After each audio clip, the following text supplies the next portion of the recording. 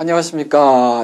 상공회수 한자 시험을 준비하시는 여러분 반갑습니다.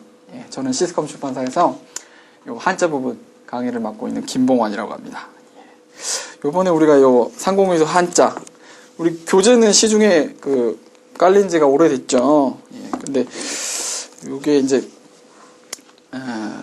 요 교재만 가지고 요게 판매가 약간 미진하다 보니까 강의를 실어보면 어떻겠느냐 이런 아이디어가 나와가지고 기존에 우리 출판사에서 한자 관련 교재들이 많거든요. 제가 집필한 것도 있고 또 뭐 아닌 것도 있고 또 제가 강의를 한 것도 있고 아닌 것도 있습니다만은 최근에 나온 교재 중에는 한자 능력 검정 시험 교재 타파 시리즈 1급부터 8급까지를 제가 집필을 하고 강의도 했습니다. 우리 상공회수 한자도 교재는 진작 나와 있었는데 강의를 이제 뒤에 지금 이제 찍어서 좀 한번 올려봅니다. 여러분 공부하시는데 또 도움도 되고 저희 또 회사로도 또 매출에 도움이 되도록 한번 또 잘 해보십시다. 한자 능력 검정 시험 기존에 이제 국가 공인으로 무슨 자격증을 주고 했던 한자 관련 시험은 이제 한자 능력 검정 시험이라는 게 있었죠. 그거는 이제 출제 기관이 공인받은 기관만 제가 알기로 한 4개 정도 되는데 그 중에서도 한국어문회라는 단체 시험을 주로 많이 보시죠. 그런데 이제 2000년 들어와가지고 상공회의소라는 경제 관련 단체 기관에서 이제 주로 이제 기관 성격상 주로 기업체에 입사하는 사람의 한자 능력을 이제 어느 정도인지 검증을 하기 위한 시험이겠죠. 그리고 이제 기업체에서는 검증을 위한 시험 자료를 가지고 그 사람이 어느 정도 급수에 도달했는지 그걸 가지고 이제 그 사람의 한자 능력을 이제 가늠을 하고 전형 자료를 쓰겠죠. 어느 정도 급수증을 3급 이상 1, 2, 3급 중에 어느 급수를 가졌다 그러면은 그 급수에 해당하는 가산점을 준다든지 우대를 한다든지 이렇게요. 전형 자료를 쓰겠죠. 그래서 기존에 상공회수 한자가 이렇게 지금처럼 이제 지금 이제 막 활발해지는 시기거든요. 그러니까 보는 수험생이 많아졌어요. 그리고 그렇다는 거는 이제 기업체에서 그만큼 상공회수 한자 시험을 가지고 전형 자료로 삼는 그런 기업체가 많아졌다는 거의 반증이겠죠. 그러니까 기존에는 한자 능력 검정 시험이 그런 걸 또 대신했었습니다만 기업체라든지 그러니까 기업체 중에서도 또 언론사 또는 또 대학교 한문 관련 학과 있죠. 그런 데서 학생을 뽑는데 전형 자료로서 이런 한자 능력 검정 시험 급수증을 많이 요구를 했었는데요. 그 중에서도 이제 기업체 관련해서는 이제 이쪽 출제 기관의 성격상 이쪽으로 많이 옮겨오겠죠. 상공회수 한자 요 시험으로요. 상공회수 한자 시험 관련 급수 어느 정도 땄는지 그 급수증을 이제 요구를 할 겁니다. 그래서 이제 입사 준비하시는 분들은 기업체에 입사하시려는 분들은 이제 요걸 많이 보시겠죠. 자, 그런데 이제 시험이 그래도 이제 고급 정도 준비하시는 분들이라면은 이제 중급을 이미 한번 경험을 해보셨던 분들도 그 중에는 계실 거고요. 아니면 또 한자 실력이 어느 정도 올라와 있으셔가지고 바로 그냥 고급을 준비하시는 분도 계실 텐데 기출 문제라든지 무슨 모의고사 예상 문제라든지 이런 걸 보신 분들이 계실 거예요. 그런 걸 보신 분들이라면은 요 이제 시험의 성격이 금방 파악이 되겠죠. 일단은 기존의 한자 능력 검정 시험하고 다른 거는 한자 능력 검정 시험은 거의가 주관식이라 그러면은 요건 이제 다 100% 객관식이죠. 그렇기 때문에 요 상공회수 한자 시험 같은 경우는 간단히 말해서 쉽습니다. 한자 능력 검정 시험보다 쉬워요. 그리고 요게 수험생한테 크게 유리한 게 2가지인데 말했다시피 일단 객관식이기 때문에 시험 자체가 좀 쉽고 좀 쉽게 접근할 수 있고 그렇죠. 이게 주관식이 아니기 때문에 실력 아닌 요행도 많이 작용을 해요. 막 찍었는데 맞는 경우도 많겠죠. 주관식은 찍어서 맞기가 힘들지만은 객관식은 찍어서 맞는 것도 많고 전부 다는 모르지만은 분위기로 막 대입을 해가지고 때려잡아가지고 막 맞는 경우도 있고 아무튼 그런 요행이 많이 작용을 하잖아요. 그렇기 때문에 여러모로 그 수험생들한테는 쉬운 시험이고, 두 번째로 또 수험생한테 유리한 거는 이게 이제 또 기존의 한자 능력 검정 시험하고 다른 게, 한자 능력 검정 시험 같은 경우는 예를 들자면 1급 그러면은 200문제 중에 80%, 160점. 이 커트라인이죠. 160점을 넘으면 이제 1급이 합격인데, 그래서 160점이 안 되면, 159점이면, 무조건 이제 떨어지는 거죠. 다음에 시험 또 봐야 되는 건데, 우리 저기 상공회수 한자 시험 같은 경우는 얘기가 다르죠. 이게 우리 고급이니까 고급을 예로 들자면은, 1000점이 만점인데, 900점 이상, 1000점 사이, 면은 1급을 주죠. 그러니까 900점도 1급이고, 1000점도 1급이고, 901점도 1급이고, 999점도 1급이다, 이 말이에요. 그리고 만약에 이제 900점이 안 됐어요. 899점. 아깝긴 하지만은. 예. 그래도 2급을 받아요. 1급 떨어졌다 그래가지고, 그 시험 완전 떨어져가지고, 아무 급수도, 획득하지 못하는 게 아니고, 2급을 받습니다. 그러니까는, 우리 교재 맨 앞에 보면은, 시험 검정 기준이라 그래가지고, 상공회수 한자 검정 과목 그래가지고, 고급하고 중급 해가지고, 각 점수대별로 딸 수 있는 급수가 나와 있고요. 그러니까 그 급수별로 점수대가 나와 있죠. 그러니까 720점부터 899점까지는 2급이다, 그 말이에요. 혹시 900점에 도달 못했다 그러더라도 허탕을 치지 않을 확률이 높은 거죠. 그러니까 속된 말로 삽질하지 않을 확률이 높은 거예요. 한자 능력 검정 시험 같은 경우는 자칫하면은, 그 점수 160점에 도달을 못하면 그냥 그 시험은 그냥 삽질한 거고 다음 회차에 또 도전을 해야 되는데, 상공회수 한자 같은 경우는 꼭 1급만 고집 안 한다면은, 900점에 도달 못했다 그러더라도, 890점 맞고 2급 따면은, 거기에 만족한다 그러면은, 그로써 이제, 아주 최선의 결과는 아니지만은, 차선의 결과는 얻게 되는 겁니다. 그러니까는, 허탕을 치지 않을 확률이 높죠. 그렇기 때문에 여기 또 수험생한테 유리한 겁니다. 그래서, 크게 제가 이제 두 가지만 언급했습니다만은, 여러모로 시험을 봐보시면 알겠지만은, 이게 좀 만만한 거구나, 이렇게 생각이 드실 거예요. 특히 좀 한자를 좀 어느 정도 아시는 분들이라면은, 이거 나를 위한 시험이네, 이러시면서 시험을 볼 수 있을 겁니다. 그렇다고 이제 너무, 과소평가를 해가지고 가볍게 보고 그냥 공부를 너무 안 한 상태에서 이제 덤비면 이제 그건 낭패죠. 공부를 조금만, 시간 많이 안 들이고, 효율적으로, 능률적으로, 시간을 조금만 투자해가지고 하더라도, 아주, 최선의 결과를 뽑아낼 수 있는 시험이 바로 이 상공회수 한자 시험이라고 할 수 있겠어요.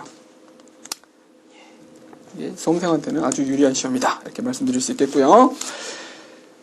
그러므로, 요게 이제 공부를, 우리가 고급 이제 할 건데, 공부를 그러면 어떻게 할 거냐? 일단은, 전제는, 고급 같은 경우는, 배정 한자가, 이제 책을 조금이라도 훑어보신 분들이라면은 좀 아실 텐데, 지금 여기 실려 있는 게 1급 배정 한자 264자하고, 2급 배정 한자 2703자, 그래가지고 합쳐가지고 2967자가 우리 고급 이 교재에 실려 있습니다. 그러면 고급 시험에는 2967자만 나오느냐? 그게 아닌 거죠. 기출문제를 봐보신 분이라면 아시겠지만은, 그 고급 문제는 기본적으로 중급 배정 한자 1800자 있죠. 그게 이제 베이스로 깔리고, 기본으로 깔리고, 거기에다가 지금 이제 우리 고급 교재에 실려 있는 2967자. 그래가지고 합쳐가지고 3700 여자 정도, 60 몇 자 정도가 이제 고급에 배정된 총 한자인 거예요. 그러니까는 일단 전제는 고급 시험 준비하시려면은 우리 교재에는 물론 지금 1, 2급 배정 한자만 실어놨지만은 사실 중급까지도 싣고 싶었습니다만은 이 교재가 이 두께가 허락하지 않았어요. 너무 분량이 많았습니다. 그리고 우리가 이제 책을 만드는 과정에서 이렇게 고급 시험 보신 분들의 대상을 이렇게 추정을 해봤을 때 어느 정도 이제 한자를 아시는 분들이 고급은 도전할 거다 이렇게 판단을 했기 때문에 굳이 중급 배정 한자 1800자 그거는 이제 그 중고등학교 교육용 기초한자거든요. 그러니까 일상생활에서 볼 수 있는 아주 그 쉬운 글자들이에요. 이제 물론 한자가 정말로 낯선 분들한테는 그런 글자들도 어렵겠지만은 그러니까 일단 고급을 도전한 분들이라면은 할 분들이라면은 그 정도는 다는 아니더라도 1800자 모두는 아니더라도 어느 정도 숙제가 돼 있는 분들일 거다. 이런 판단하에 이제 그거를 이제 과감히 빼고 고급 배정 한자 2967자를 실어놨습니다만은 만약에 지금 고급 강의를 듣는 분 중에서라도 제가 높아심에서 기후에서 말씀드립니다만은 그 중급 배정 한자 1800자 공부가 제대로 안 되신 분들 봐도 배울학자, 가르칠 교자 이런 기본적인 글자도 잘 모르겠다 하는 분들은 절대 지금 고급 도전하시면 안 되죠. 그런데도 만약에 아니야 나는 원래부터 공부를 했다 그러면은 목표를 저 위에다 두고 나는 고등학교 다닐 때 전교에서 500명 중에 400몇 등 했었지만은 목표는 항상 서울대였어. 이랬던 분들 있죠. 그런 분들 계시거든요. 당시 목표를 크게 잡고 도전하시는 분들. 그런 분들이라면 고급 교재는 샀어요. 이거 물릴 수는 없잖아요. 그러면 중급 교재도 얼른 사세요. 그래가지고 중급 그 배정 한자 먼저 공부하셔야 됩니다. 하셔야 돼요. 그리고 이제 고급 배정 한자를 이제 나갈 겁니다.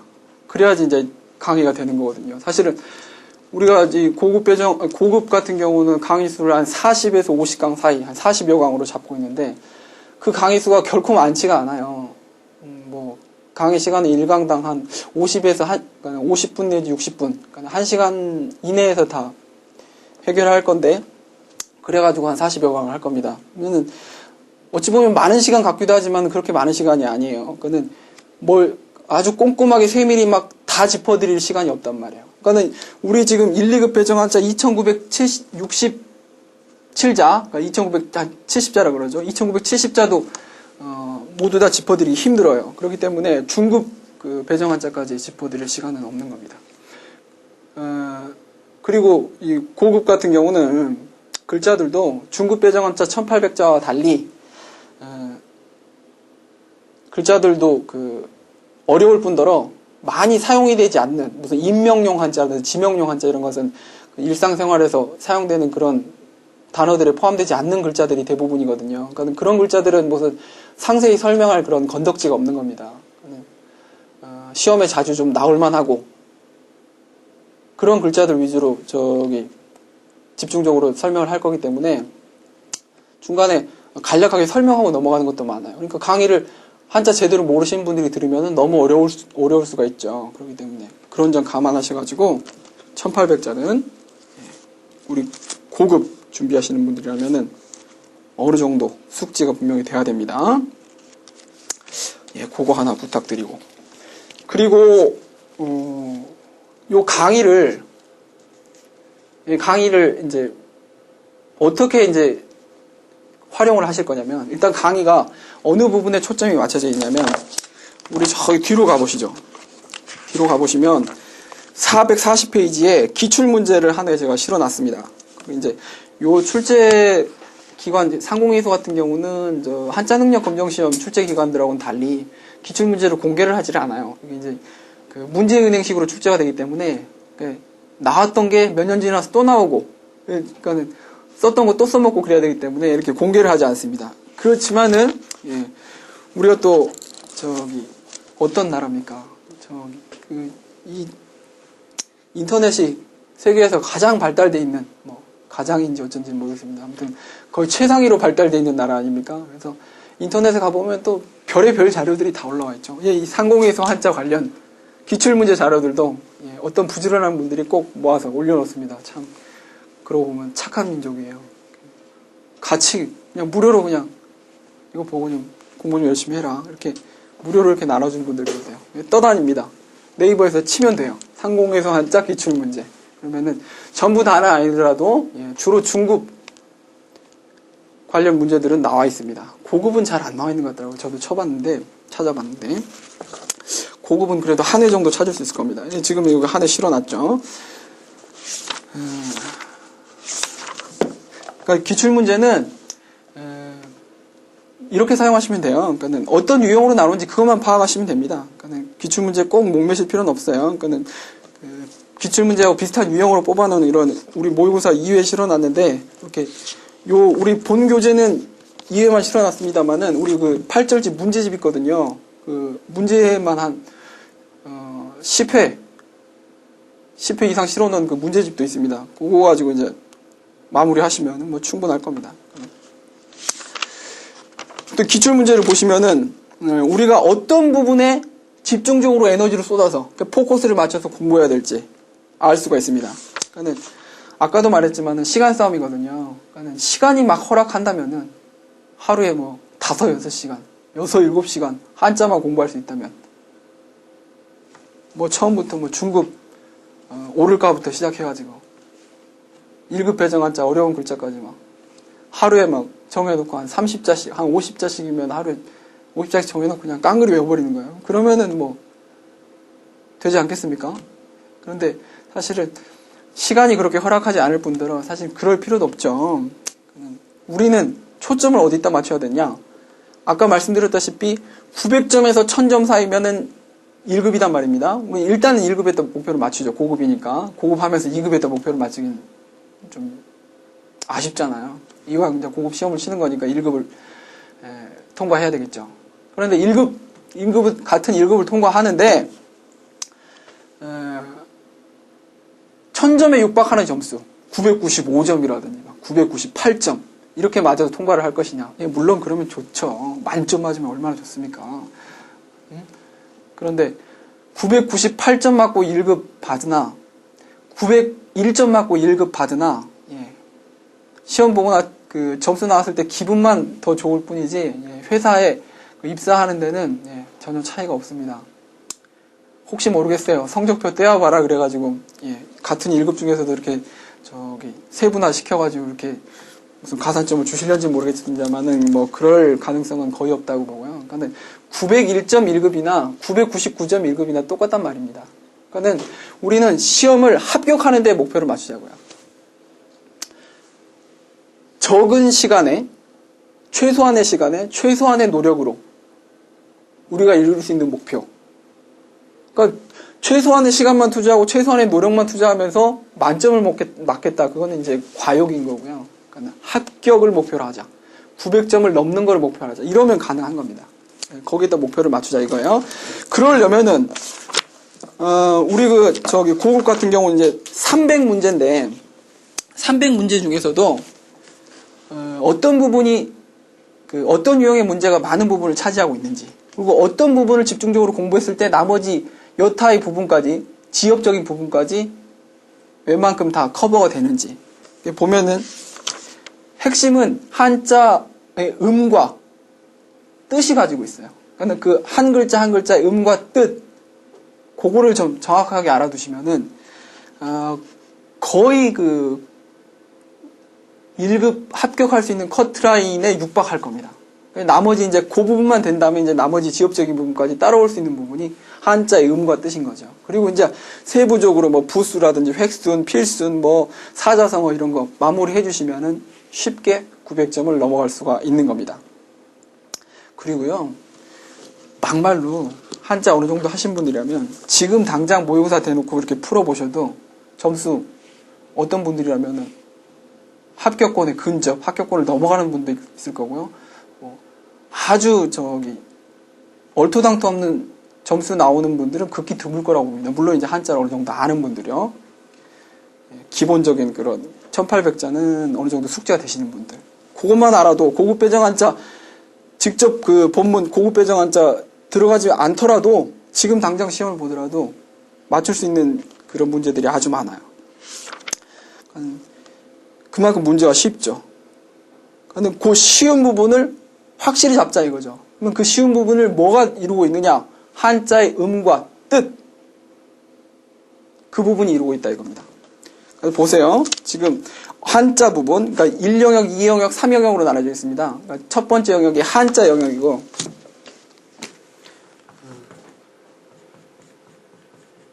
한자 영역은 글자 한 글자 뭐 필순이라든지 부수라든지 획순 뭐 글자 한 글자의 음과 뜻 이런 걸 물어보고요. 여기 1영역이고요. 2영역 같은 경우는 이제 어휘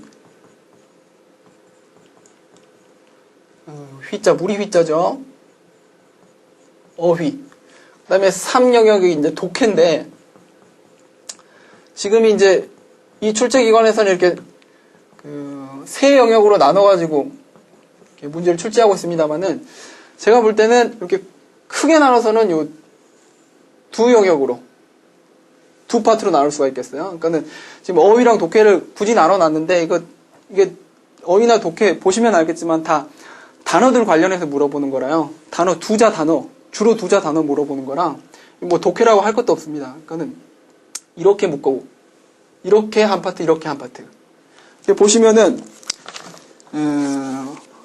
세 파트에 모두 한자의 음과 뜻과 관련된 그런 문제들이 아주 다수 쏟아져 나옵니다. 저는 기본은 한자의 음과 뜻이 되겠어요. 그게 이제 우리 공부하는 데서 가장 에너지를 많이 쏟아야 될 근간이 되는 겁니다. 근간. 뿌리하고 줄기가 되는 거예요. 그러니까 사실 이 부분만 확실히 돼도 아까 말했다시피 합격권에 근접할 수 있는 거고요.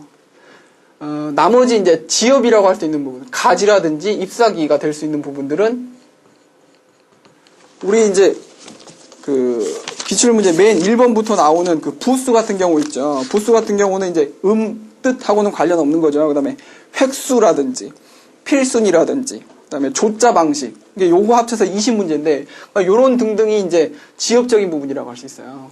네. 그런 지금 방금 말한 부수라든지 필순이라든지 획순이라든지 이런 거는요, 우리 고급 한자에서는 또 고급 한자를 대상으로 물어보지도 않아요. 중급에서도 쉬운 5급 배정 한자, 5급 배정 한자가 600자인데 그 600자 내에서 물어봅니다. 근데 쉬운 글자들이에요. 무슨 배우락자라든지 군사군자라든지 이런 글자들을 가지고 그런 것들을 물어봅니다. 그래서 많이 어렵진 않아요. 그 지엽적인 부분 따로 신경을 안 쓰더라도 이 부분은 그렇게 어렵지 않은 부분이라 보세요. 그러니까 음과 뜻이 되면은 거의 지금 커버가 되는 겁니다. 그래서 이 부분에 중점을 맞춰서 공부를 하시라는 거. 그거 하나 부탁드리고요. 이 지엽적인 부분은 그럼 어떻게 할 거냐? 이 지엽적인 부분은 제가 이제 따로 우리 교재에서는 저기 보면은 한자 깊이 익히기 부분이라고 그래가지고 따로 부록처럼 무슨 방대자, 상대자, 유의자 헷갈릴 만한 그런 글자들을 그 다음에 사자성어, 그 다음에 약자까지 뽑아놨습니다만 약자 문제는 우리 상공에서 같은 경우는 나오진 않죠. 그게 좀 뽑아놨어요. 그러니까 뒤에 따로 묶어놨습니다만은 그거를 따로 그렇게 공부를 하질 않고 우리 본문 진도 나가는 과정 속에서 다 소화를 할 겁니다. 그러니까는 중요한 단어는 물론이고 그 글자가 이루고 있는 단어는 물론이고 반대자, 상대자, 사자성어 등등 언급해 드릴 거기 때문에 그러면은 이제 지금 300문제가 거의 소화가 되는 겁니다. 그러니까는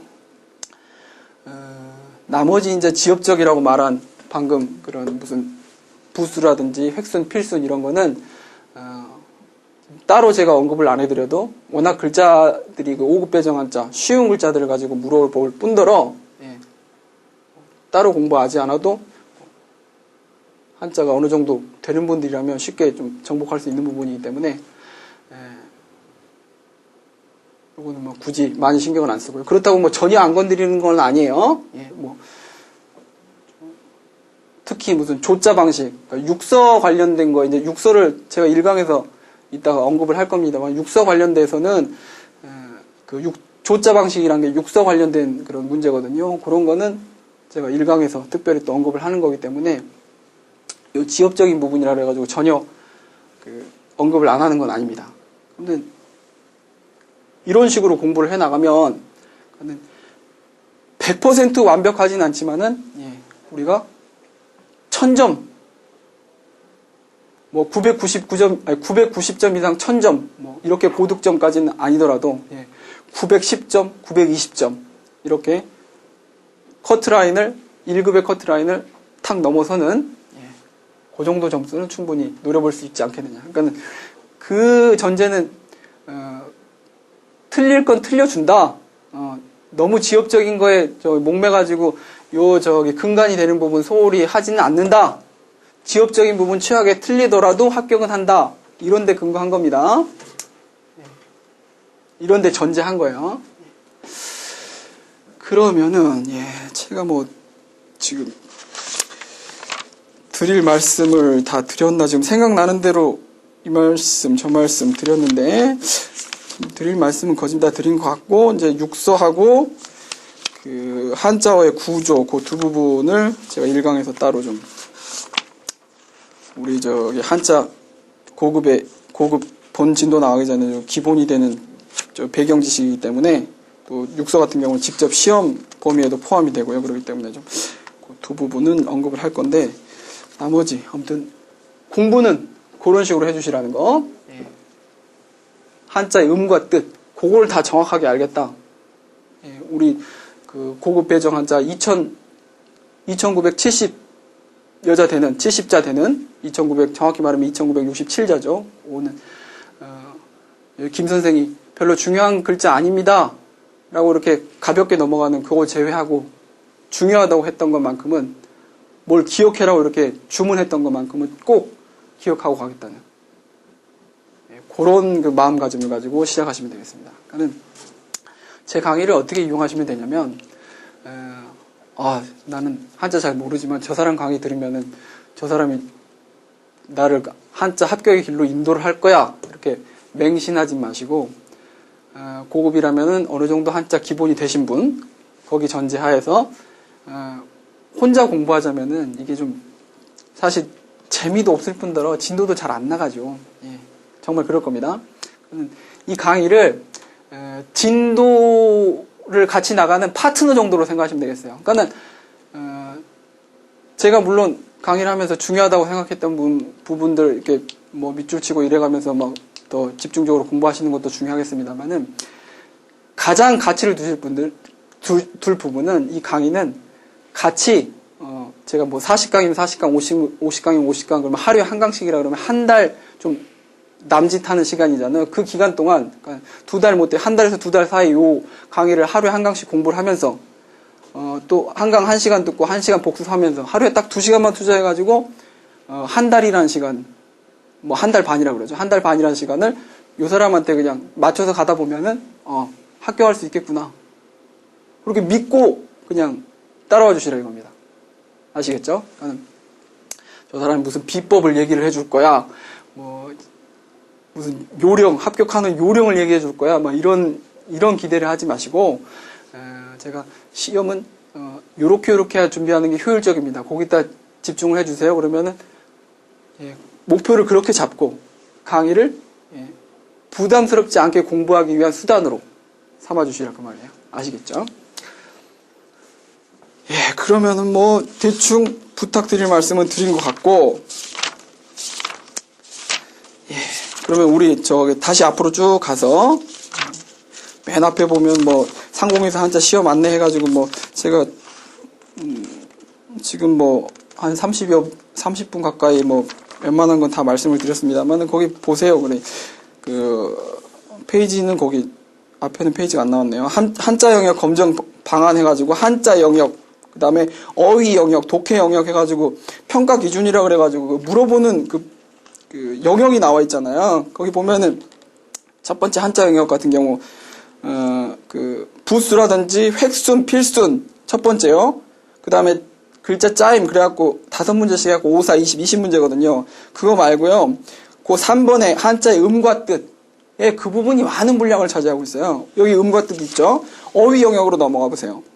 또 2번에 가보면 음과 뜻이 또 나와요. 단어의 음과 뜻 말이에요. 그 다음에 독해 영역으로 마찬가지로 가도 문장에 사용된 한자의 음과 뜻이라 그래가지고 음과 뜻을 또 물어봅니다. 그러니까는 세 영역에 공통적으로 음과 뜻이 다 그 물어보는 그 문제에 들어가 있는 거예요. 물론 글자 한 글자를 물어보는지 단어를 물어보는지 그 차이뿐인 거죠. 그러니까는 다시 한번 말씀드립니다만은 이 근간이 되는 부분은 한자의 음과 뜻인 거예요. 자, 그러면은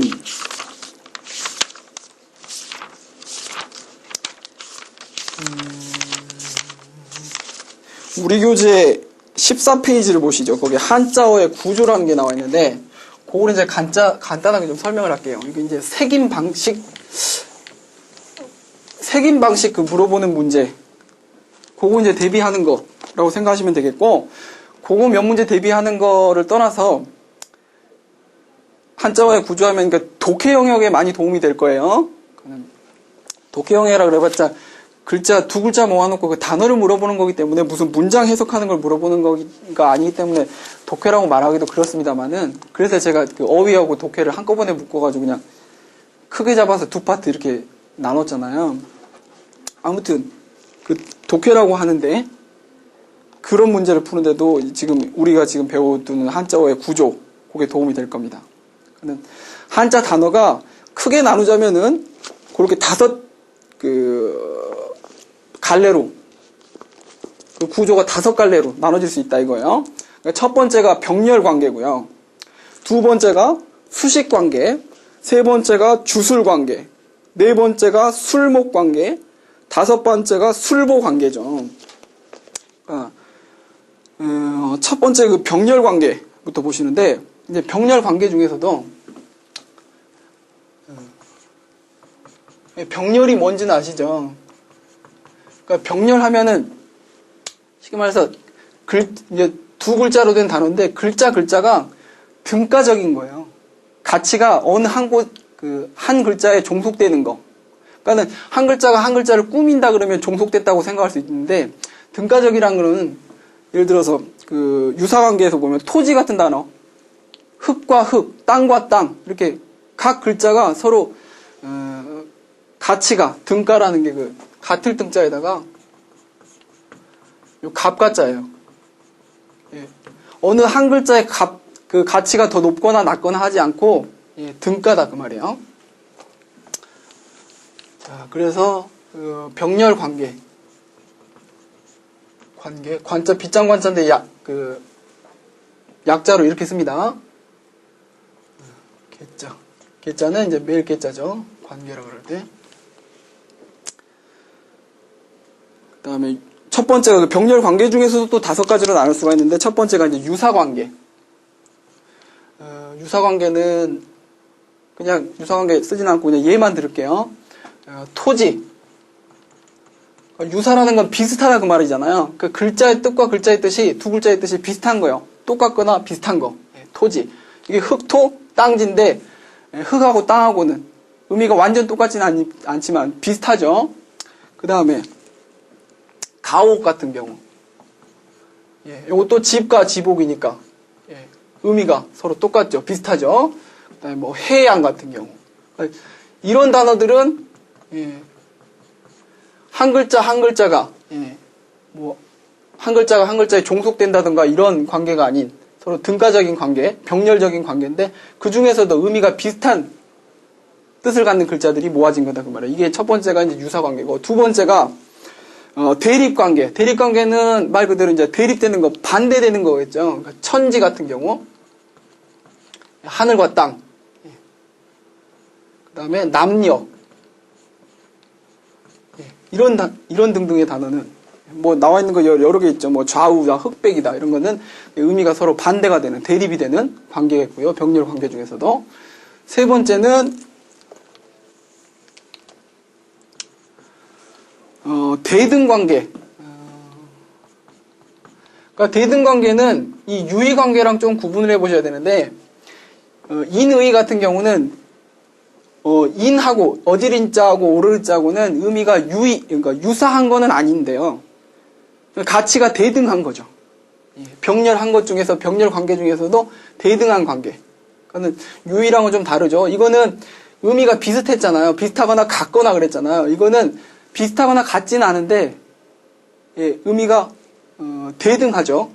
인하고 의하고는 어느 한쪽이 또 치우치지도 않고요. 그 다음에 또 뭐가 있나요? 충효, 충성과 효도. 이것도 똑같지는 않지만 대등한 관계가 되겠고요. 그 다음에 네 번째가, 이거 이제 중첩이라고 그래가지고 첩어라 그러는데, 그 첩자가 중첩이라고 할 때, 그러니까 반복되는 거요. 뭐 시시다, 년년이다, 이거 뭐 어렵지 않죠. 요거는 반복된다, 그런 표시죠. 다섯 번째, 요게 좀 어려운데, 요게 융합관계라는 건데, 예를 들어서 뭐 춘추 그러면은 봄, 가을. 봄, 가을 그러면은 대등관계 정도 아니겠습니까? 이렇게 생각할 수 있겠죠. 서로 약간 좀 대등적이지 않느냐. 예, 그렇게도 볼 수 있겠는데, 이게 이제 의미가 확장이 돼요. 의미의 외연이 넓어진다, 그 말이에요. 단순히 봄, 가을을 뜻하는 거에 그치지 않고, 나이란 뜻이 돼요, 나이. 새로운 뜻이 생겨났죠. 예, 이런 거를 이제 좀 따로 떼서 융합관계라고 합니다. 요거 말고 또 뭐가 있을까요? 광음 같은 경우.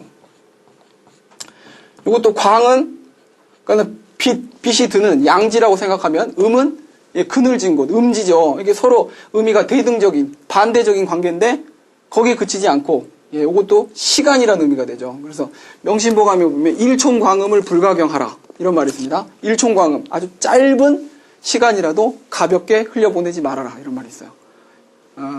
소년은 이루하고 학난성하니, 소년은 늙기 쉽고 학문은 이루기 어려우니 일총광음 불가경이라. 이런 말이 있습니다.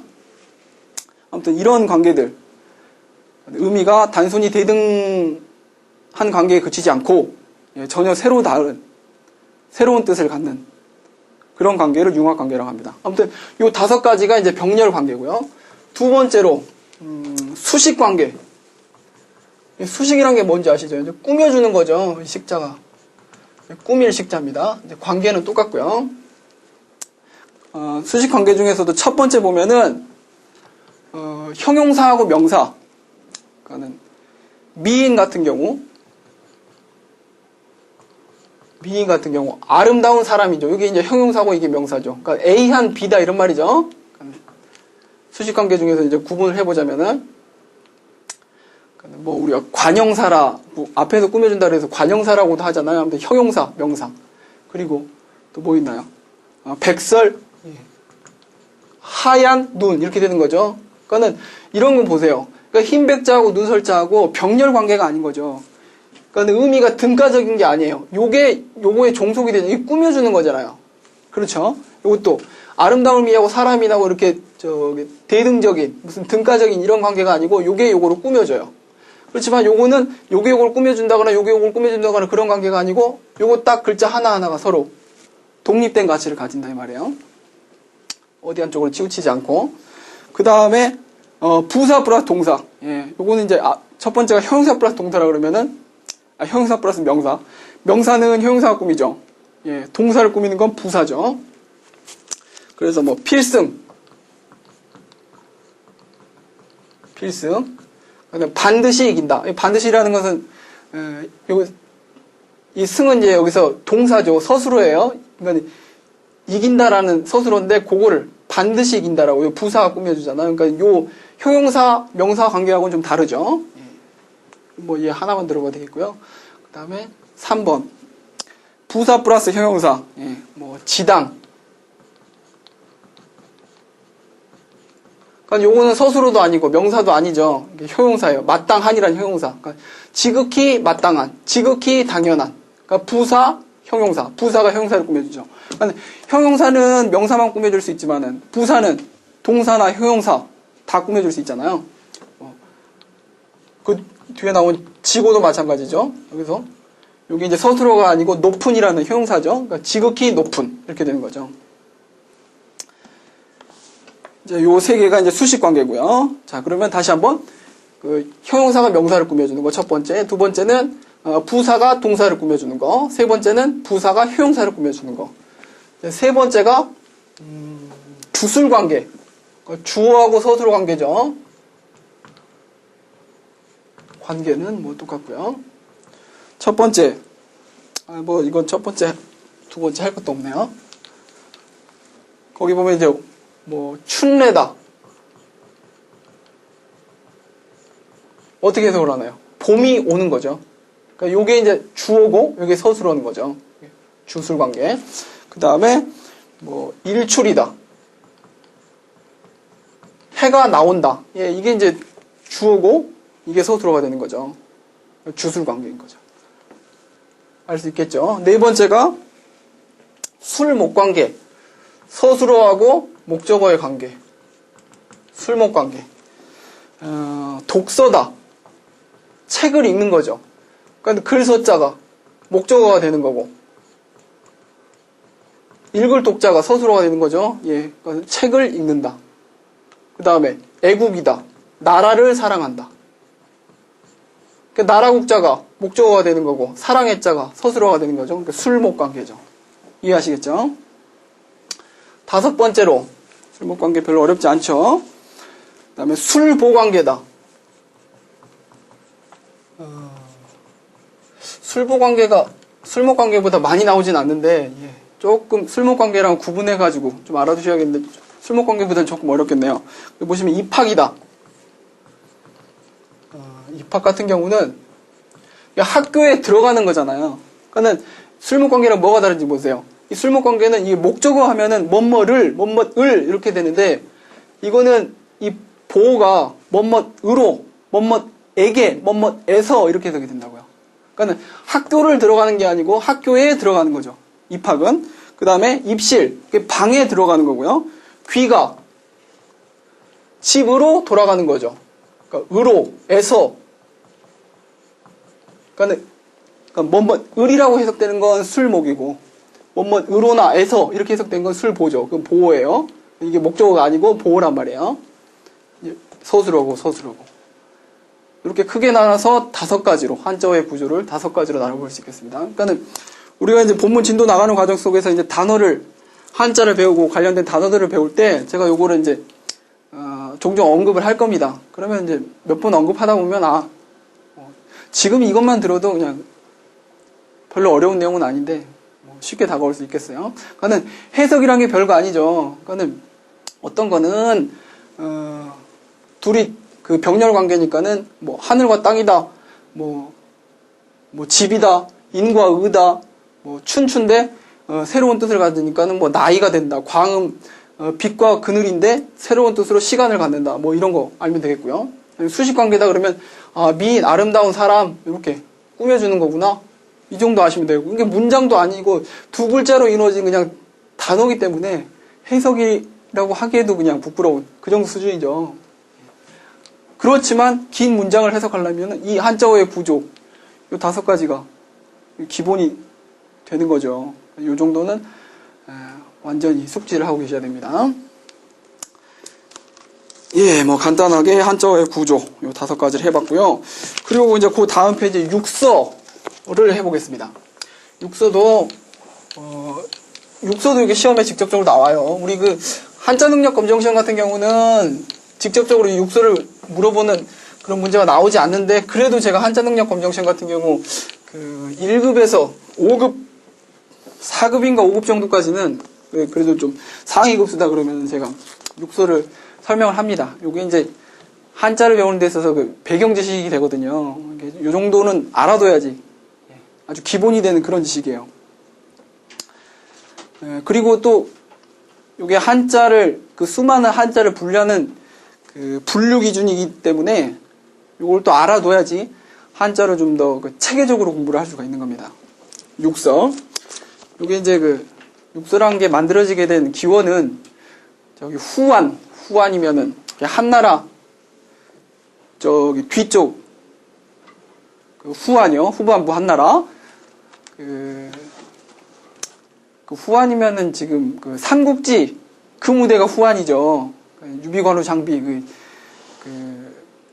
조조가 세운 나라가 위나라고, 저 유비가 세운 나라가 총나라고, 그 다음에 송건이 세운 나라가 오나라고 그렇지 않습니까? 그러니까 그 삼국지 그 무대가 이제 후한 그 무렵이에요. 이제 한나라가 망하고 이제 조조가 위나라를 세우고 막 그러잖아요. 이제 그 다음에 저쪽에서는 유비가 총나라를 세우고, 뭐 저 밑에 쪽에서는 송건이 오나라를 세우고 그러는데, 그 후한 때 그 허신이라는 사람이 그 당시에 그 한자 9,000 거기 나와 있죠. 9,353자. 지금은 이거보다 어휘가 물론 더 늘어나겠습니다만은 이제 무슨 외래어도 많이 생겨났겠고 뭐 그러게서 뭐 여러 이유로 이제 어휘는 뒤로 시간이 가면 갈수록 더 많이 늘어나잖아요. 그러니까 그때 당시에는 한 9,300여자 됐었나 보죠. 그걸 가지고 구성 원칙을 밝히고 한 글자 한 글자로 풀이를 해놨어요. 그래가지고 이제 크게 한자를 이렇게 분류하다 보니까 그 만들어지게 된 그 구성 원칙이 6가지 기준을 가지고 분류를 해볼 수 있겠더라 이 말이죠. 그래서 육서인 겁니다. 그러니까 지금으로 말하면 이 허신이 이 언어학에 굉장히 관심이 깊은 그런 학자였던 것 같아요. 첫 번째가 육서의 첫 번째가 상형 문자죠. 상자가 코끼리 상 이렇게 많이 알고 계실 텐데 이게 형상 상자도 돼요. 그래서 모양, 형상 이런 뜻이죠. 그러니까 문자가 맨 처음 만들어졌을 그 상황을 생각을 해보세요. 그러니까 맨 처음 어떤 무슨 해라든지 달이라든지 뭐 강이라든지 산이라든지 이런 사물을 막 그림으로 이렇게 막 그려가지고 표현하면서 그게 이제 막 시간이 흐르고 막 발전을 하다 보니까는 지금 우리가 쓰는 그런 문자가 됐을 거 아니에요. 그러니까 맨 처음은 어떤 구체적인 사물의 모양을 본떠서 그런 문자 생활을 하기 시작했을 거란 말입니다. 그게 이제 상형 문자죠. 중국의 그 은나라라고 있죠. 탕림금이 세운 은나라. 그 갑골 문자, 거북이 등껍질에다 새긴 그런 문자 있죠. 그게 상형 문자죠. 예를 들자면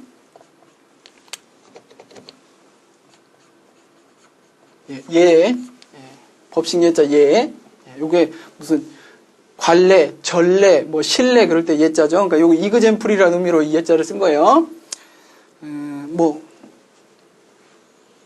해의 모습을 보고 해가 동그랗고 밝은 이 모습, 해라는 이 구체적인 그런 사물을 보고 그걸 가지고 그 문자로 이렇게 막 처음에 그림으로 해 모양을 그대로 막 그리다시피 했겠죠. 그게 이제 변천의 과정을 거쳐가지고 지금 우리 쓰는 이 날일자가 된 겁니다. 그러니까 이 날일자는 해라는 구체적인 그 사물을 보고 그 본떠서 만든 그런 문자인 거예요. 요 날이라는 문자가 만들어지게 된 원리는 달월자도 마찬가지죠.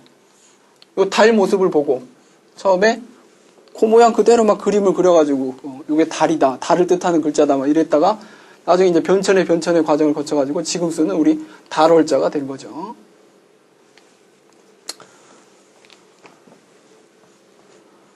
이 밖에도 몇산자도 요 산 모습을 보고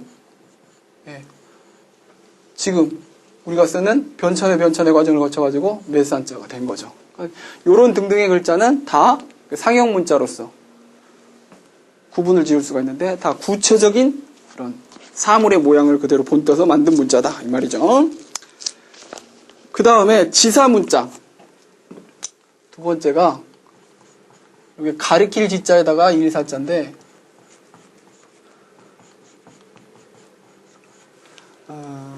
요게 이제 구체적인 사물의 모양을 본떠서 만든 게 이제 상형 문자라고 하면은 추상적인 그런 뜻을 추상적인 뜻이라는 거는 눈에 보이지 않는 거 예를 들어서 위다, 아래다, 그다음 하나다, 둘이다, 이런 등등의 글자 있죠. 오래다, 그다음에 가운데다. 이런 거는 해나 달, 산처럼 그냥 구체적으로 눈에 딱 보이는 게 아니잖아요. 그냥 추상적인 뜻을 그거를 이제 점이나 선 같은 기호로 표시한 문자. 예를 들어서 우리가 지금 쓰고 있는 이건 좀 거꾸로 거슬러 올라가 보자고요. 소추에서 가보자고요. 소급해서 위쌍자라는 거는 그건 원래 그 위라는 이 추상적인 뜻을 어떤 지평선 같은 게 있는데 그 위에 물체가 있는 거. 요게 위라는 의미로 처음에 그런 뜻으로 사용을 했었죠. 그러다가 이제 변천의 과정을 거쳐가지고 그 모양이 약간 달라졌지만은 지금에 쓰는 위쌍자가 된 거고요. 아래 자는 비슷하겠죠.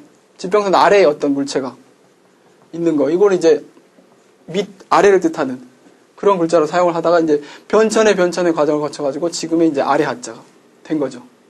이런 식으로 추상적인 뜻을 무슨 선이라든지 도형이라든지 점이라든지 이런 걸로 표현한 문자가 지사 문자인 겁니다. 그러니까는 요 지사와 상형 같은 경우는 육서 중에서 요 지사와 상형은 공통점이 있죠. 이거는 이제 한자 기본 생성이 되는 겁니다. 그게 무슨 말이냐면은 요 두 문자는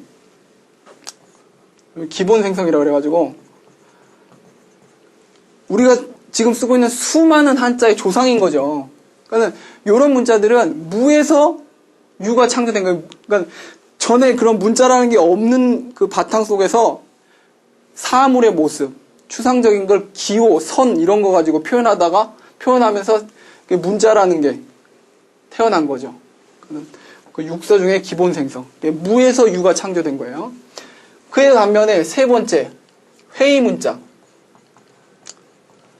모일 회자, 모을 회자, 뜯을자. 문자는 뭐 똑같고요.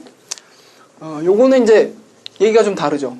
기존에 만들어져 있는 상형이나 지사, 요 두 문자들을 가지고 합쳐가지고 새로운 뜻을 갖는 문자를 만들어낸 거예요.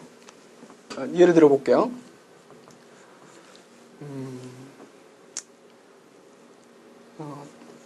날일자가 있어요. 해가 있는데 달도 있어요. 해도 밝은데 달까지 있으니까 오죽 밝겠어요? 밝을 명자가 나온 거죠. 그러니까 밝다라는 뜻을 갖는 글자를 만들고 싶어요. 그랬는데 이 밝다라는 뜻을 갖는 문자를 무에서 유를 창조해낸 게 아니고 기존에 있던 상형 문자 두 개를 가지고 그 뜻을 조합을 해가지고 그 뜻에서 파생된 새로운 뜻을 갖는 글자를 만들어낸 거예요. 아시겠죠? 그 다음에 뭐 거기 나와 있는 수풀림자 같은 경우도 나무와 나무 만나가지고 숲을 이루죠. 그렇게 기존에 있던 나무목이라는 상형 문자를 합쳐가지고 숲이라는 뜻을 갖는 새로운 글자를 만들어낸 거고요. 그 다음에 사람인에다가 나무목을 더한 거. 요것도 상형 문자고 요것도 상형 문자인데 합쳐가지고 쉬류자거든요. 나무 밑에서 나무 곁에서 사람이 있으면 쉰다는 뜻을 갖는 글자를 만들고 싶었는데 이제 생각을 한 거예요. 나무 그늘 아래서 쉬면은 참 좋지. 그럼 쉰다는 뜻을 갖는 글자는 나무 아래서 사람이 있는 그 글자 모양을 가지고 쉰다는 뜻을 갖는 글자를 만들어야 되겠구나. 그러니까 이것도 무에서 유가 창조된 게 아니고 기존에 만들어져 있던 상형 문자 사람인과 나무목을 조합을 해가지고 쉰다라는 뜻을 새로운 뜻을 갖는 문자를 만들어낸 겁니다. 이게 회의 문자고요. 네 번째가 형성 문자예요. 모양형자, 소리성자죠. 형성 문자하고 회의 문자는 또 같은 테두리로 묶을 수가 있는데 형성 문자는 회의 문자하고 차이점이 뭐냐면 회의 문자는 이 회의 문자를 이루고 있는 그 구성원 한 글자 한 글자가 뜻과 뜻을 합쳐가지고 회의 뜻을 모아가지고 새로운 문자를 만든 거라면 이 형성 문자는 두 글자를 가지고 세 글자를 만드는데 한 글자는 뜻을 담당하고 한 글자는 음을 담당한 거예요. 예를 들어 볼게요. 문문에다가 입구를 합쳤어요. 그러니까 문문자라는 상형 문자, 입구라는 상형 문자를 가지고 합쳐가지고 물을 문자를 만들어낸 거예요. 그러니까 이 물을 문자는 문문이라는 글자의 뜻보다는 문문에서 음을 따오고 입구에서 뜻을 따온 거예요. 묻는 건 입으로 묻잖아요. 그래가지고 물을 문을 새로 만들어낸 겁니다. 그러니까 요거는 음 담당, 요거는 뜻을 담당하는 거예요. 아시겠죠? 그 다음에 뭐 들을 문자 같은 경우도 마찬가지죠. 이 문문에서 당연히 음이 왔고요. 그 다음에 귀로 듣는 거니까 귀에서 뜻이 온 거죠. 이렇게 하나는 음을 담당하고 하나는 뜻을 담당했어요. 이렇게 조합이 돼서 만들어진 문자가 형성 문자인 겁니다. 그런데 이제 한자를 배워보시면 아니면 또 기존에 이제 한자를 배워보시면서 또 깨우치신 분도 계실 텐데 이 형성 문자가 우리 한자 어휘의 한 7, 80% 아주 많은 부분 대부분을 차지를 하고 있어요. 형성 문자가 아주 양이 방대합니다. 그래서 이 형성 문자의 원리를 깨우치면 처음 보는 글자라도 음과 뜻을 비슷하게 나와 추정을 해낼 수가 있습니다. 어떤 글자는 아주 정확하게, 거의 근접하게, 어떤 글자는 아주 근접하지는 못하더라도 비슷하게 나마 추정해낼 수 있는 능력이 이 형성 문자를 깨우치면서 이제 능력이 신장이 되는 거예요. 아시겠죠? 그러니까 우리 영어를 배우는데 어미라든지 어두라든지 뭐 이런 걸 가지고 공부를 하시는 분들이라면은 그런 어떤 어두를 가지고 있는 단어는 비슷한 의미를 갖는 의미가 약간씩은 달라지지만 파생된 의미를 가지고 있으면은 그 의미를 막 추정을 해내잖아요. 그러니까 그렇듯이 이 형성 문자가 그런 원리로 음과 뜻을 추정을 해낼 수 있는 겁니다. 그래서 두 문자를 형성과 회의, 요걸 합쳐가지고, 요게 이제 결합생성이라 그래요. 결합생성. 요 아까는 기본생성이었죠? 저거는 무에서 유가 창조된 거. 한자, 수많은 한자의 그 조상이 되는 겁니다. 요거는 이제 기존에 만들어진 상형이나 지사를 조합을 해가지고, 결합을 해가지고 만드는 거기 때문에 결합생성이고. 다섯 번째가 전주문자라는 겁니다. 전주문자. 이게 이제 구를 전자고, 자전거, 뭐, 전화위복 할 때 그 구를 전자요. 그 다음에 주자가 요게 물댈 주자, 끌어댈 주자, 뭐, 그래요. 뭐, 주유소다, 뭐, 주입식 교육이다, 뭐, 주사기다, 그럴 때 그 주자입니다. 전주문자는 요것도 마찬가지로 기존에 있던 무슨 상형이나 지사, 뭐, 회의, 형성, 이런 등등의 문자, 이미 만들어진 그런 문자를 가지고 유출을 해가지고 다른 뜻으로 쓰는 문자. 그러니까는, 요게 이제, 쉽게 말하자면은, 요게 이제 기존에 글자가 있는데, 그 글자를 가지고, 뜻이 좀 다르게 해서 쓰면서, 음도 달라져요. 그 뜻에 따라서. 그걸 이제 전주문자로 말할 수 있겠습니다. 예를 들어보자면,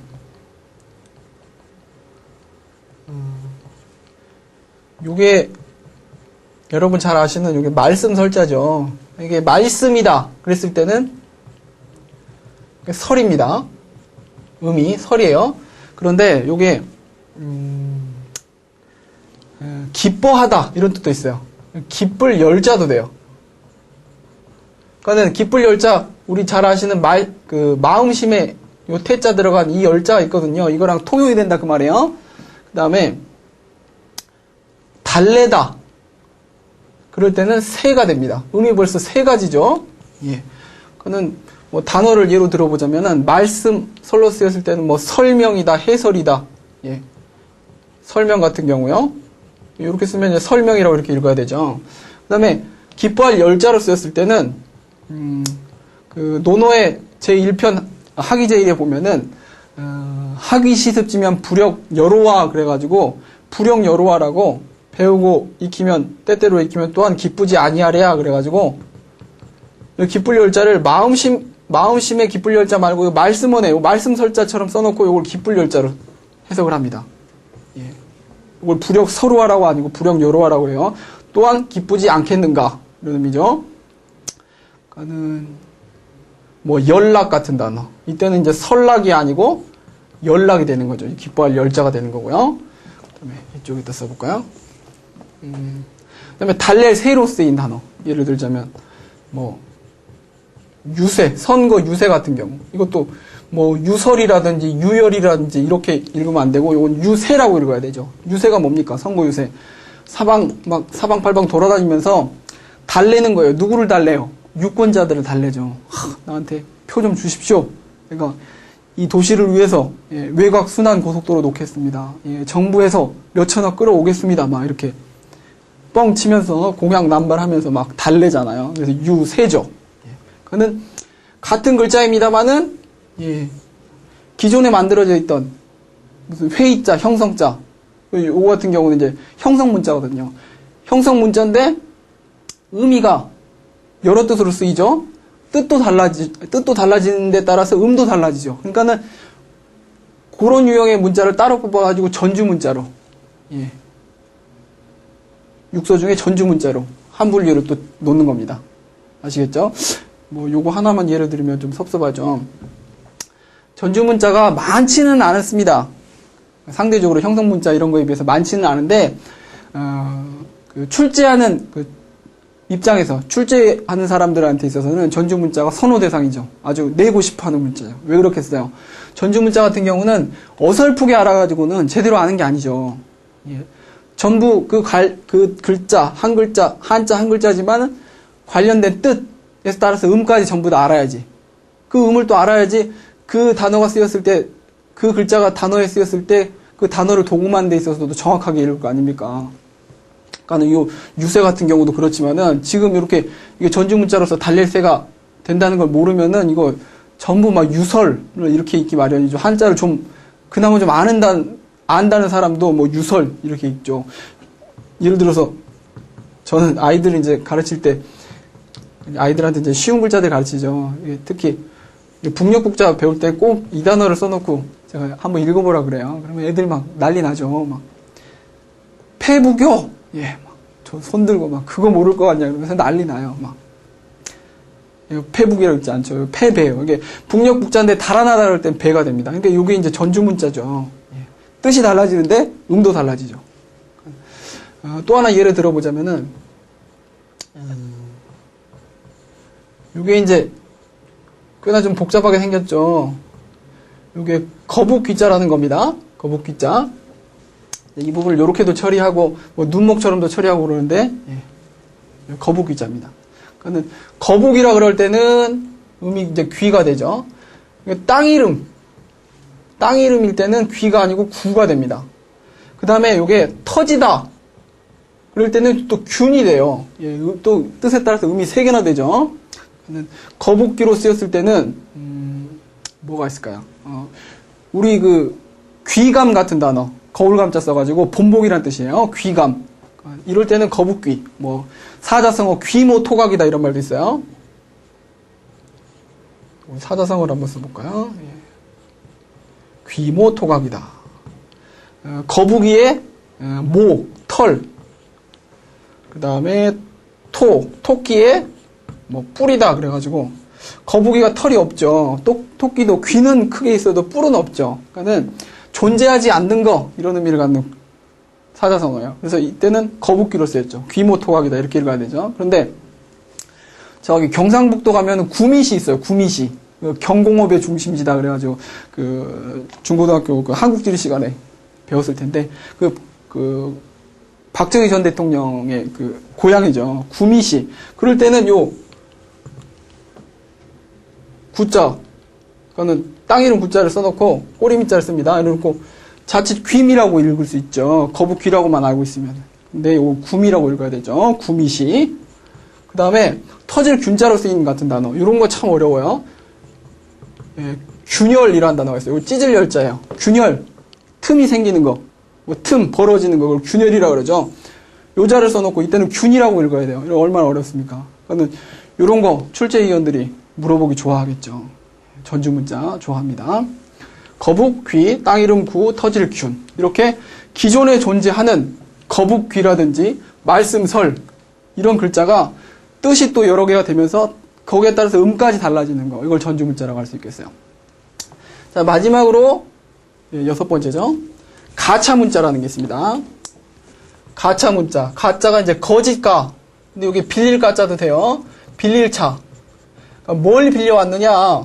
예, 음을 빌려온 거예요. 무슨 말이냐면은 특히 뭐 의성어라든지 의태어 또 특히 더 그 외래어 같은 경우는 한자가 뜻 글자임에도 불구하고 외래어 같은 경우는 한자의 음을 따다가 새로운 그런 그 음이나 형태를 빌려다가 만들어낸 그 문자입니다. 예를 들어 보면은 커피 같은 단어를 가베라고 읽죠, 한자로.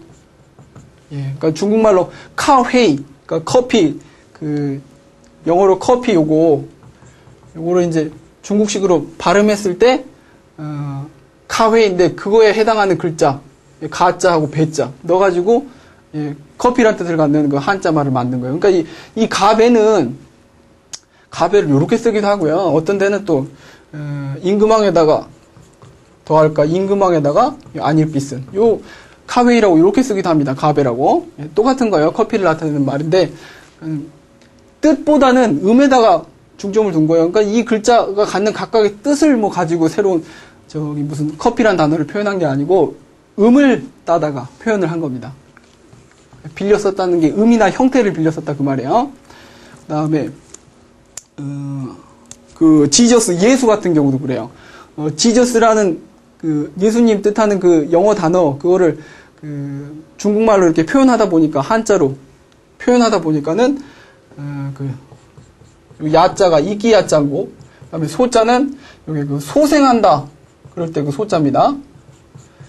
그다음에 그 옛날에 그 소비에트 연방공화국이라고 지금은 러시아 등등에서 많이 쪼개져 버렸는데 그때 소련이라는 나라가 있었죠. 그럴 때도 이 소자에다가 그 연합할 연자를 씁니다. 아무튼 예 그것도 일종의 가짜 문자겠네요. 소비에트라는 그 표현을 이 소자로 표현을 했죠. 그런데 아무튼 야소 같은 경우도 지저스, 예수, 야소, 음을 따다가 음에다가 중점을 맞춰가지고 새로운 그런 단어를 만들어낸 거예요. 이런 건 가짜 문자죠. 그 다음에 하나만 더 예를 들어볼게요. 아시아 같은 경우도 버그마자, 그 다음에 가늘새자, 또 다시 버그마자.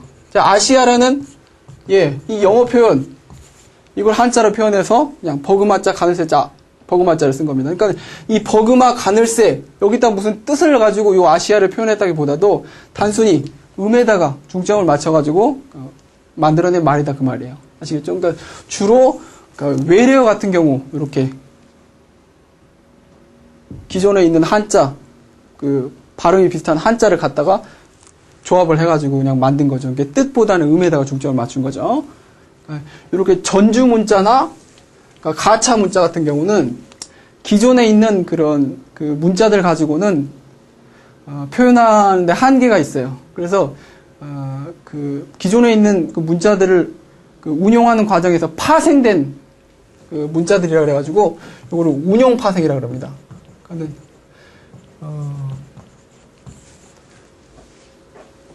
이제 문명이 좀 발전이 될수록 무슨 외국과의 교류가 많아지고 그러면 외래어도 많이 들어오고 아무튼 그럴수록 어휘의 필요는 더욱 늘어나는 거잖아요. 그러니까 이런 뜻도 표현하는 문자도 필요하고 저런 뜻도 표현하는 문자가 필요하고 그러다 보니까는 기존에 있던 문자를 가지고 한 문자를 가지고 여러 뜻을 갖기도 하고요. 그 다음에 뜻만 달라지는 게 아니고 음까지 달라지게도 쓰고요. 그러면 아무튼 경우 해석가 되게 많아지는 거잖아요. 그러니까 또 무에서 유를 창조하기보다는 기존에 있는 문자를 가지고 이렇게 막 굴려서 쓰는 거예요. 그 다음에 가차도 기존에 있던 문자를 가지고 한자가 뜻 글자임에도 불구하고 또 음에다가 좀 초점을 맞춰가지고 형태에다 초점을 맞춰가지고 새로운 또 문자를 만들어낸 겁니다. 이렇게 해가지고 운용하는 과정에서 기존의 문자를 가지고 운용하는 과정에서 파생된 문자다. 그래서 운용 파생의 원리입니다. 전주와 가차는요. 요렇게 해서 육서 6가지. 상형과 지사는 기본 생성의 문자고요. 그러니까 무에서 유가 창조된 거고요. 그 다음에 회의와 형성은 결합 생성.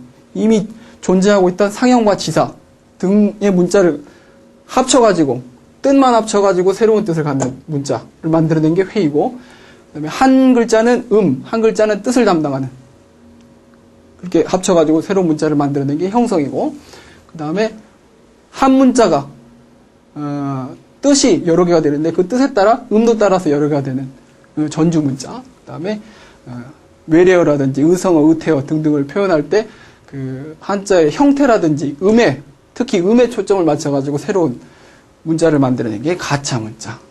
요렇게 이제 운용 파생이라고 할 수 있겠죠. 이렇게 6가지로 나눠볼 수 있겠습니다. 좀 대충 설명을 했는데 그 정도 알아두시면 좋겠고요. 그러면 이제 다음 2강에 본격적으로 진도를 나가보도록 하겠습니다. 그러니까 부수라든지 이런 거는 특별히 언급 안 해도 되겠습니다. 시간도 그렇고요. 굳이 이건 언급 안 해도 되겠고, 한자어의 구조 5가지가 한자어의 구조하고 육서 정도는 좀 정확하게 이해를 하고 계셨으면 좋겠어요. 그러면 됐죠? 좀 많이 했네요. 한 시간 이내에 끝낼 거라고 생각을 했는데 또 하다 보니까 1시간을 넘어갔습니다. 복습할 거는 아무튼 한자어의 구조하고 육서 정도 복습해 두시면 되겠네요. 1강에서는. 자, 그러면은 1시간이 넘도록 여러 얘기를 해봤는데 처음 한 30분의 그 시험 관련해서 말한 것 중에서는 이제 다시 한번 요약을 해서 말씀을 드리자면은 초점은 합격이다. 합격인데 1급을 목표로 하는데 1급에서도 900점을 약간 넘는 점수의 목표를 두고 공부를 하겠다. 물론 나는 시험 봤다 하면 만점을 맞아야 직성이 풀리는데 나는 수석 아니면 상대를 안 했던 사람인데 이런 분들이라면 이제 알아서 시간을 투자해가지고 더 공부를 하시고, 우리는 그 보편적인 가치는 아무튼 그 합격했다 맞추겠다 이랬습니다. 그러면 합격을 목표로 하면은 공부 방법도 만점을 맞겠다 하는 거하고는 약간 좀 접근 방법이 다르죠. 그러니까는 근간이 되는 부분, 어떤 부분이 근간이라고 그랬습니까? 한자의 음과 뜻을 아는 거, 그것만 해결되면 거진 다 해결되는 거라고 그랬어요. 그거에 집중적으로 시간 투자를 하겠고, 물론 본문 과정 속에서, 소화하는 과정 속에서 우리가 뭐 육서라든지 한자의 구조를 배웠기 때문에 관련해서 뭐 단어들을 또 설명을 하겠고, 중요한 단어들을 그냥 뜻만 언급하고 넘어가는 게 아니고 조자 방식이라든지 색임 방식 이런 것도 언급을 하겠고, 그 다음에 뭐 반이어, 상대어, 뜻이 반대되는 글자, 상대되는 단어라든지 이런 것도 설명을 하겠고요. 사자성어, 나올 만한 사자성어들도 설명을 하겠습니다. 우리 사자성어도 고급 같은 경우 10문제가 출제되죠. 사자성어도 본문 소화하는 과정 속에서 다 중요한 사자성어들은 다 해결이 될 겁니다. 그렇기 때문에 그 정도만 하면은 충분히 뭐 합격을 할 수가 있겠어요. 이제 초반에 나온 그 20문제 그 부수라든지 획순, 필순, 그 다음에 뭐 조자, 조자 같은 경우 육설을 했기 때문에 5문제는 이제 해결이 되는 거고요. 그 앞에 15문제 같은 경우는 우리 그 제가 진도를 나가는 1, 2급 배정 한자 그 속에서는 특별히 언급을 안 할 겁니다. 무슨 획순 언급하고 부수 언급할 그럴 시간은 없거든요. 그러니까 그거는 제가 말했다시피 나오는 그 부수라든지 획순, 필순에 나오는 한자들도 5급 배정 한자 600자에 국한되기 때문에 대부분 아주 쉬운 글자들이거든요. 일단 그거는 다 공부가 됐다는 전제하에서 하는 거기 때문에 그거가 만약에 혹시 안 되신 분들이라면은 중국 교재 가져다가 그 5급 배정 한자 600자만 다시 보시면서 뭐 부수라든지 그런 거 연습하시면 되겠습니다. 아무튼 우리 강의를 중도에 그만두지 않는, 지루해서 그만두지 않는 그런 목적으로 사용하시는 게 제일 현명한 거예요. 그러니까는 강의를 그러니까 이 책을 다 보기 위한 파트너 정도로 생각하시라고요. 아시겠죠? 그러면은 본문을 한 40강 정도에서 뭐 변수가 있겠습니다만은 나가 볼 거고요. 그 다음에 이제 문제풀이까지 모의고사도 뭐 2회 실어놨습니다. 뭐 남는 시간 봐서 뭐 2회까지 풀지 한 해만 풀지 모르겠습니다만 모의고사 한 해, 뭐 기출문제 한 해 정도, 최소한 이 정도는 또 문제도 풀이를 해봐야 되겠고요. 그렇게 해서 좀 강의가 끝날 겁니다. 아무튼 지금 첫 번째 이제 1강 끝낼 텐데요. 부탁 말씀 꼭 유념해 주시고 앞으로 남은 한 40여 강 잘 일치월장 해가지고 공부 열심히 해가지고 좋은 결과를 한번 기대를 해보자고요. 기대를 하려면 일단은 제일 중요한 게 복습이죠. 뿌린 만큼 거두는 겁니다. 딱 1시간 듣고 1시간 복습해 주시면 별로 부담 없죠. 그것만 지켜주시면 되겠어요. 그러면은 1강은 여기서 마치고 2강에서 뵙겠습니다. 수고하셨습니다.